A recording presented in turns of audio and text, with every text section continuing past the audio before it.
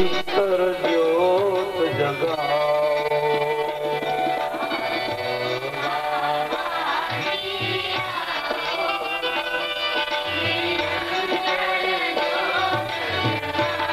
मेरी अंतर ज्योत जगाओ,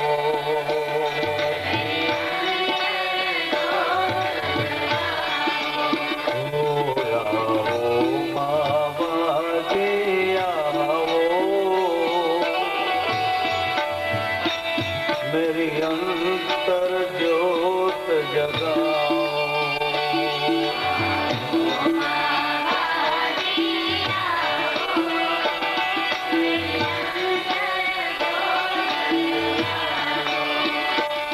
मेरी अंतर ज्योत जगाओ,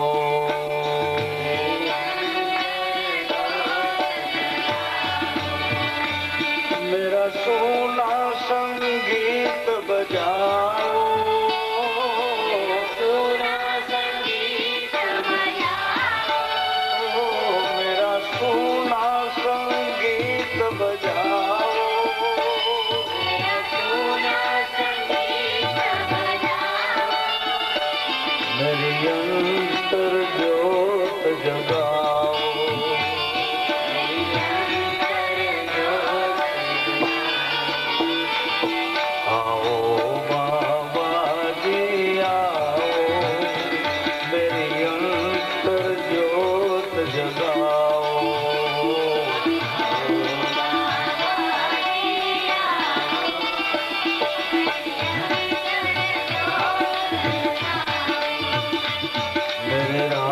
देव बाबा मोह कृपा करो,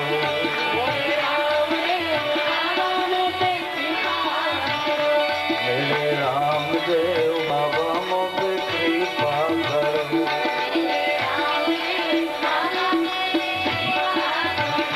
मोह कृपा करो, मोह कृपा करो,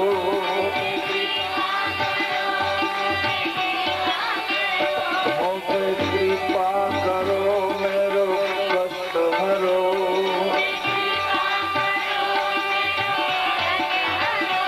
मेरे रामदेव बाबा मुझे कृपा करो,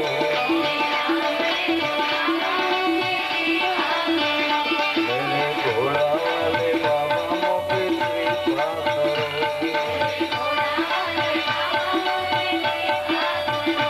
बोले मेघाधारी बाबा मुझे कृपा करो,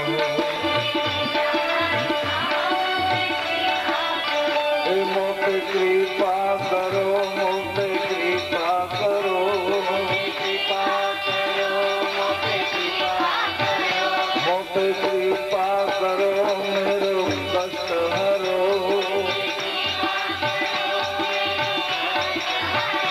मेरे रामदेव बाबा मुझे कृपा करो,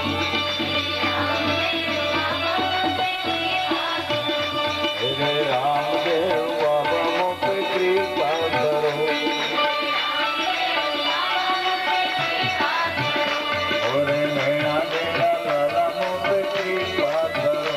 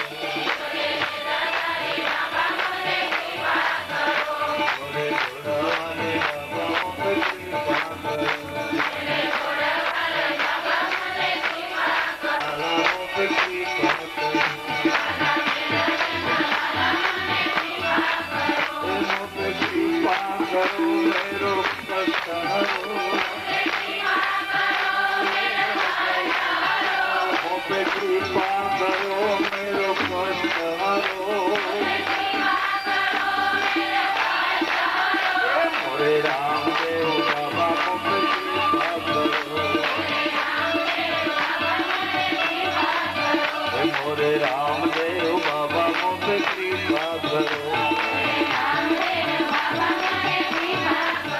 मुझ पे कृपा करो, मेरो कष्ट हरो, मुझ पे कृपा करो, मेरो कष्ट हरो। बाबा भक्तों रे भेरू मुझ पे कृपा करो, बाबा शक्ति और श्याम मुझ पे कृपा करो, मुझ पे कृपा करो, मेरो कष्ट हरो। मोरे रामदेव बाबा मुझ पे कृपा करो,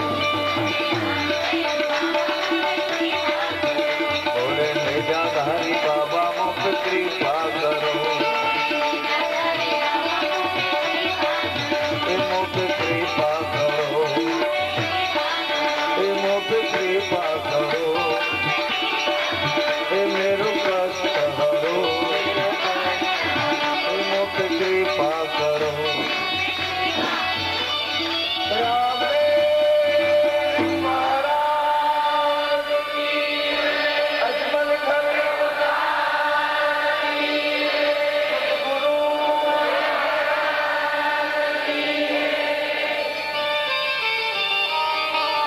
धन्यवाद।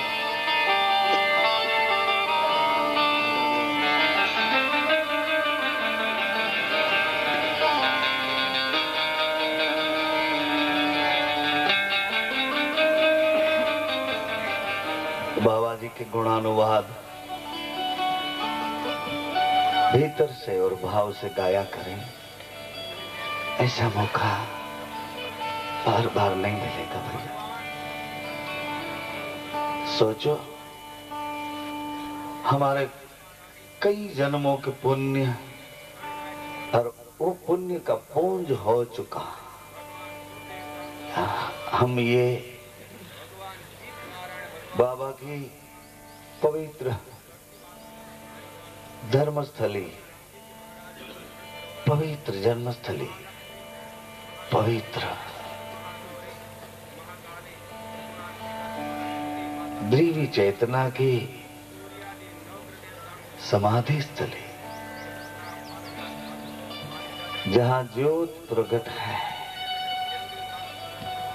और इनको प्रकाश यहाँ फैलो हुआ है भैया माताएं। तो कल हम बात कर रहे थे, भगवान शिव जी से मां पूछ रही है, जगदम्बा आदि शक्ति मां उमा भवानी पूछ रही हैं,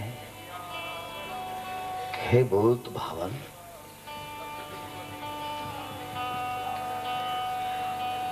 हे स्वामी, हे नाथ, आगे तो आप हमको रामचरित की कथा सुना रहे थे। उन दिव्य चरित्र में जी इनकी प्यास तृप्त न कर पाता था। कृष्ण चरित का माहौल सुना रहे थे, किंतु अब मैं पूछ रही हूं प्रभु कि अब भगवान कहाँ है और क्या कर रहे हैं और आगे जाके कौन अवतार लेने वाले हैं।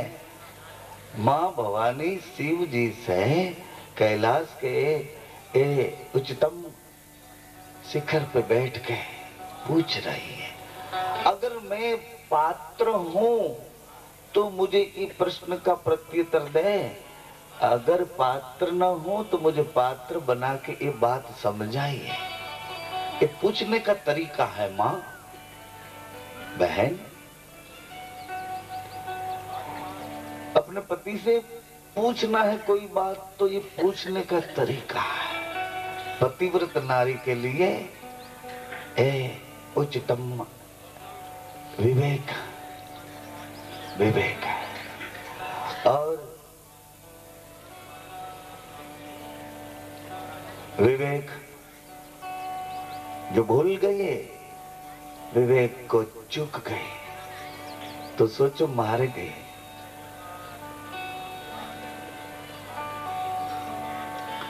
और विवेक कहां से मिलता है? हमारी रामायण की चौपाई कह रही है कि विवेक कहां से मिलता है भैया। बिनु सत्संग विवेक न होए, बिनु सत्संग विवेक न होए, राम कृपा बिना सुलभ न सोए।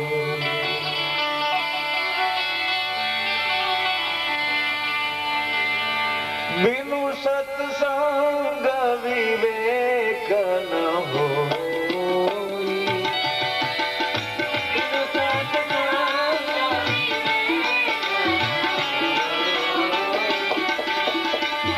राम कृपा बिना सुलभ न सोई, राम कृपा बिना सुलभ न सोई,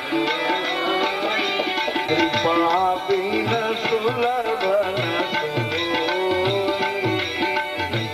राम कृपा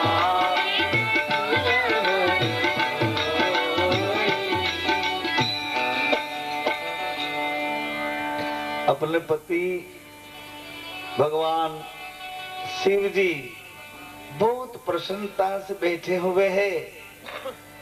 ऐसे समय देखना मैया कि हमारे पति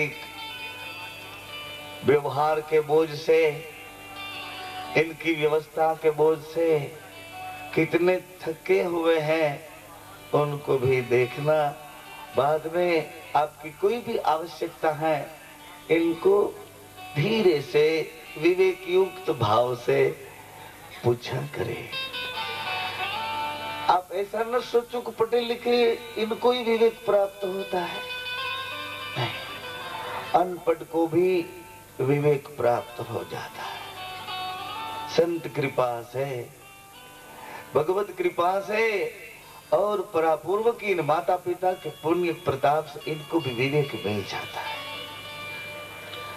हमारे सौराष्ट्र में, गुजरात और सौराष्ट्र दोनों मिला जुला है। एक किताब को खोले, एक साइड को देखे तो गुजरात है और एक साइड को देखे तो सौराष्ट्र, दोनों ऐसे कर दे तो दोनों एक ही।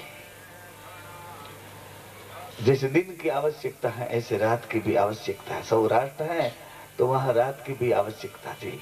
वो हरा हरा प्रदेश है और हमारा सौराष्ट्र आपकी सरीखा तपोभूमि सरीखा प्रदेश है, तपस्थली है, तपस्थली। अपना सौराष्ट्र है ना, वो तपस्थली है। तप करने बैठे उनको सुविधा कम होनी चाहिए, है ना। आप फैसिलिटी मत मांगा करें ने, ये तो बाबे का दरबार है, यहाँ तो सब कुछ है। फॉरेन में नहीं मिलती इतनी सुविधा, इधर बाबा जी ने खड़ी कर दी। का सोचे हमारे कोई दूर दूर से फॉरेन वाले भक्त लोग आए, इनके लिए क्या करें, तो इनके लिए भी सुविधा खड़ी कर दी है। मगर सोचे हम किसी वजह आए हैं, कौन कारण आए हैं, हम घूमने फिरने नहीं आए, सुविधाओं को भोगने के लिए नहीं आए ने, हम आए हैं हमारा हृदय का बोझ, हमारा सर का बोझ, हमारी व्यवस्था का बोझ, इन सब बोझ को धीरे से बाबे के चरणों में छोड़ के वहां से कुछ बल लेने के लिए, कुछ इनकी करुणा कृपा लेने के लिए आए हुए हैं। इसलिए तपस्थली होती है ना, वहां सुविधा कम होती और फैसिलिटी अगर मिल जाए तो आप सो जाते हो, ठीक से खाना मिल जाए और ठीक से बेडिंग मिल जाए और ठीक से एसी मिल जाए तो फिर आपको नींद लग जाती है, माला छूट जाती है, माला हाथ में से गिर जाती है। फैसिलिटी ऐसा करती है कि ले बच्चा मैं तेरे को सुला देता हूँ। सुविधा का मैं विरोधी नहीं हूँ, सुविधा होनी भी चाहिए, सुविधा होनी चाहिए, किंतु देखना चाहिए कि हम किस वजह आए हुए हैं। तो सौराष्ट्र की जो धरती है वहां का मैं एक उदाहरण आपसे निवेदित करता हूं कि विवेक पढ़े लिखे कोई आता है ऐसा न सोचे।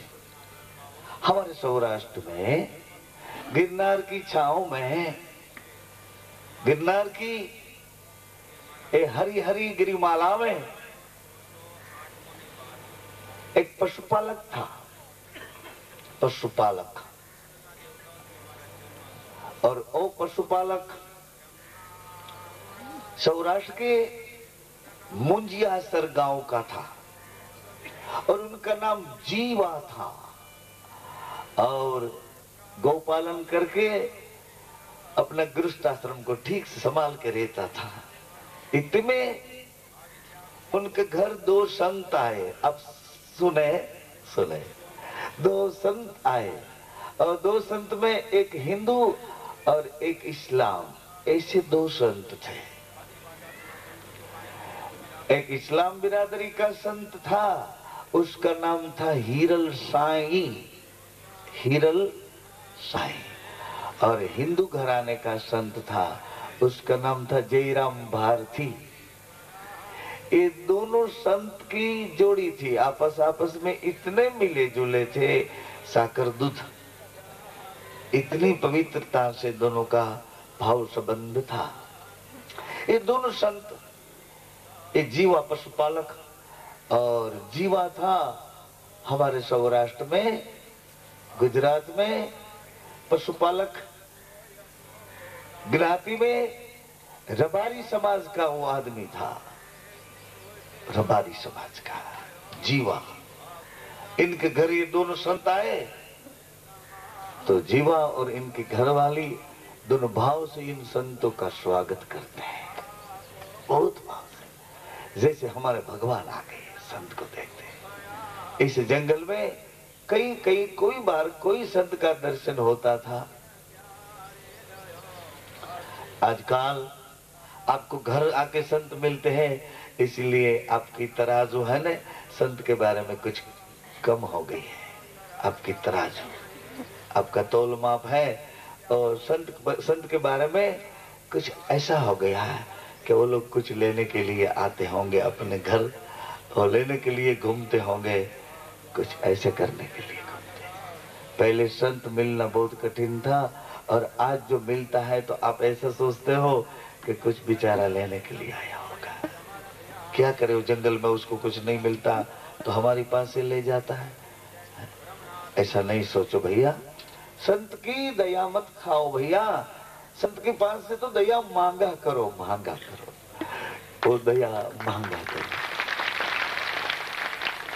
क्योंकि उनकी दया खाओगे न तो आप थक जाओगे। आपको ऐसा लगता है उसके पास कुछ नहीं है, नहीं, भरा हुआ है। आपके पास बहुत है मगर अंदर से थके हुए हो, अंदर से आप बहुत थक गए हो। आपके पास बहुत है, दिन रात सो नहीं सकते हो। उसका कोई कुछ कर देगा तो वो कहीं उठा जाएगा, तो इसके लिए कोई मेरे को मार देगा, तो इसके लिए ये होगा, तो ये रात में कुछ गड़बड़ हो जाएगी, तो सुबह में कायदा कानून बदल जाएगा, तो दिन रात बेचैन रहते हो। आपके पास बहुत सुविधा है किंतु आप बेचैन हो, उसके पास कुछ नहीं है मगर भीतर से भरा हुआ है, इतना भरा हुआ है। इनके पास दया है, करुणा है, बंदगी है, स्मरण है, सेवा है, परमार्थ है, त्याग है, वैराग है, जो मुड़ी आपने कभी देखी भी नहीं है कि त्याग किसको कहता है, वैराग किसको कहता है, परमार्थ किसको कहता है? वो शायद आपने देखी ही नहीं वो मुड़ी। आपने तो देखे हैं बैलेंस में कितना सोना है, कितना कितना कितना कितना, ये सब बैलेंस आपकी है। कितने बंगले, कितने ये सब आपकी बैलेंस है। तो ऐसे संत को देख के उसके दयावत खाया करो। बेचारे को पानी नहीं था तो हमने हैंड पंप लगवा दिया, बेचारे को ऊपर ढकने का कुछ नहीं तो हमने खापड़े लगवा दिए, किसी को हमने स्लेब बनवा। ऐसा मत किया करो भैया, उसको कुछ दो तो सोचो हमारा प्रारब्ध है कि हमारा कुछ धन इसकी सेवा में लगा, ऐसा भाव किया करो। और जब परमात्मा की पूर्ण कृपा होती है ना माताएं सज्जनों, पूर्ण कृपा होती है परमात्मा की, तब तुम्हारे पास देवी संपदा आती है। और देवी संपदा आती है ना, तभी आप ऐसे पुण्य कर्म कर सकते हो, नहीं तो पुण्य कर्म नहीं होता, बहुत भारी है। और कोई तमाशा होता है, तमाशा होता है। कल परसों हेमंत भाई इधर भजन में गा रहे थे, भेड़ी करी ने भाम, क्या 32 भातना भोजन जमता भेड़ी करी ले भाम। ऐसा नहीं है। इस पुण्य कर्म वाले आत्मा तो कहीं कहीं मिलते हैं कि जिनके पास देवी संपदा है, और देवी संपदा वाला ही ये कर सकता है। इनके अंदर देवी विचार आता है और परमार्थ देवी विचारों से ठीक से टिकता है।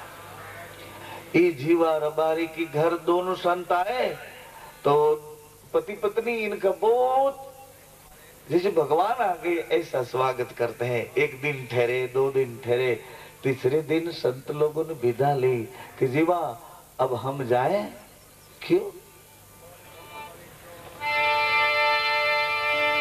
संतो फरता मंदिरिया सीताराम,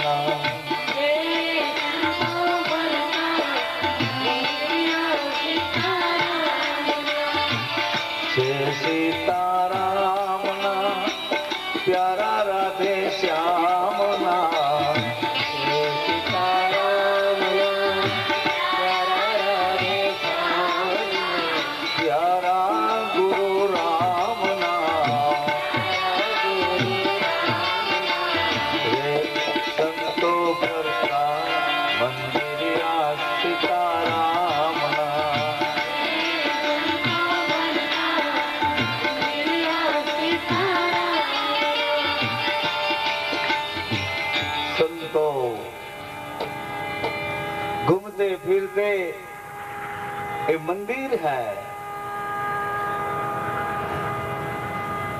तीर्थ में जाके तो आप स्नान कब करो जो आपके पास सुविधा है। तीर्थ में जाने के लिए कुछ पूंजी है तो तीर्थ में जा सकते हो, मगर संत घूमते फिरते जंगम तीर्थ है। जहां मिल जाए वहां सत्संग की गंगा में स्नान कर लो। संत जहां मिल जाए वहां सत्संग की गंगा में स्नान कर लो, उन टाइम ही पुण्य का पूज हो जाएगा। तो ये दोनों संत विदा ले रहे हैं। मैं क्या कह रहा था मुझे पता है क्या, कि विवेक अनपढ़ को भी आ जाता है, पढ़े लिखे आदमी को विवेक मिले ऐसा नहीं है, अनपढ़ आदमी को भी विवेक है। क्यों? इनकी परंपरा में संत कृपा से, शास्त्र कृपा से, ऐसे शास्त्रज्ञ संत शायद मिल जाने पर इनकी करुणा दृष्टि आ जाने से भी विवेक आ जाता है। विवेक तो 5वां वेद है, 4 वेदों के साथ जोड़ा हुआ है विवेक, पंचम वेद। तो सुबह में वो संत लोग विदा ली कि जीवा भाई अब हम जा रहे हैं। क्यों? तो साधु तो घूमता चलता ठीक है, उसको बंधन नहीं चाहिए। तो जीवा भगत ने तो विदा दे दी बाप जी को प्रणाम करके, भले बाप जी और कई मौका मिले तो ही गरीब की झोपड़ी पावन किया करें, बाप जी कभी पधारे हैं। ऐसा करके जीवा भगत ने तो विदा दे दी। किंतु जीवा भगत की जो घरवाली इनकी पत्नी थी, इनकी आंख में से 2 आंसू गिर पड़े। तो दोनों संतों के पैर रुक गए। तो संत लोग पूछने लगे कि जीवा ये हमारी डिक्री, इनको क्या दिक्कत है, क्या मुश्किल है बेटा, इसके आंख में आंसू क्यों, कौन दुख के ये आंसू है जीवा? बेटा 3 दिन हम तेरे घर ठहरे थे ना, तो पूछना हमारा भी फर्ज है।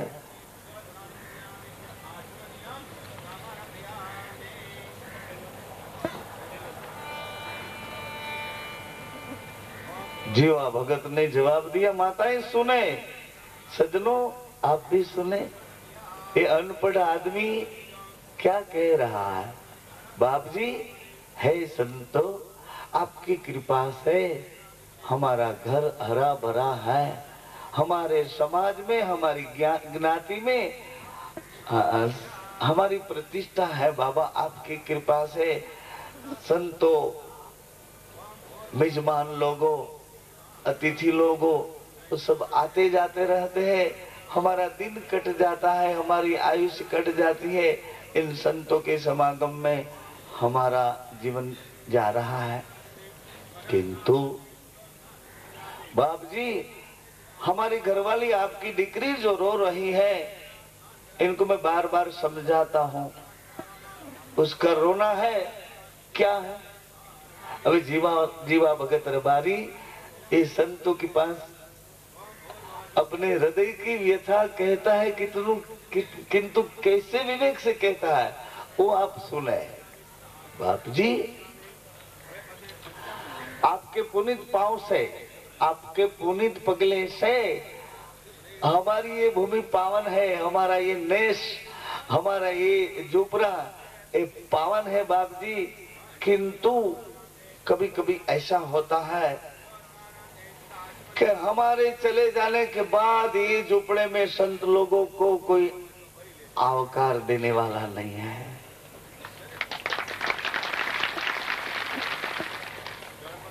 संतों को कोई आओ ऐसा कहने वाला नहीं है। क्या बात कर दी उसने, सोचा आपने कि हमारे घर में सब कुछ है, आपकी कृपा से है, किंतु हम चले गए, हम चल बसे, हम गुजर गए, हम मरे, हमारा शरीर छूटा, बाद में हमारे घर में कोई ऐसा नहीं है जो संतों के आतिथ्य में खड़ा होके आइए बाप जी, पधारे बाप जी, ऐसा कहने वाला कोई नहीं है। दोनों संत का पांव इन भगत की विवेक दृष्टि ने पकड़ लिया। ये भगत का, अनपढ़ भगत का विवेक देखो, उसने कुछ कहा ही नहीं और कह दिया सब कुछ जो कहना था, सब कुछ कह दिया, सब कुछ कह दिया। फिर ये दोनों संत रुक गए, माताएं दोनों संत रुक गए, एक दूसरे की दृष्टि को देखने लगे कि क्या करेंगे, क्या करेंगे। ऐसे तो संत चल नहीं सकते। किसी का दुख सुन के इनके दुख का निवारण किया बिना ये संत कैसे भागे, कैसे चले। दोनों के पांव ठहर गए। बेटा एक बात तुम मानेगा? बोले बाप जी, बोले कौन सी बात है? अब जो हुक्म करें, जो आज्ञा करें। तो जीवा, तेरे घर एक लड़का होगा और वो लड़का 12 साल का हो जाए, उन टाइम हम इनका नामकरण करेंगे और उनको ले जाएंगे। अगर तेरी हिम्मत है और दे सके तो तेरे घर एक लड़का होगा और 12 साल के बाद हम उसको ले जाएंगे। है कबूल, है मंजूर? जीवा भगत और इनकी घरवाली दोनों संत के पांव में गिर पड़े।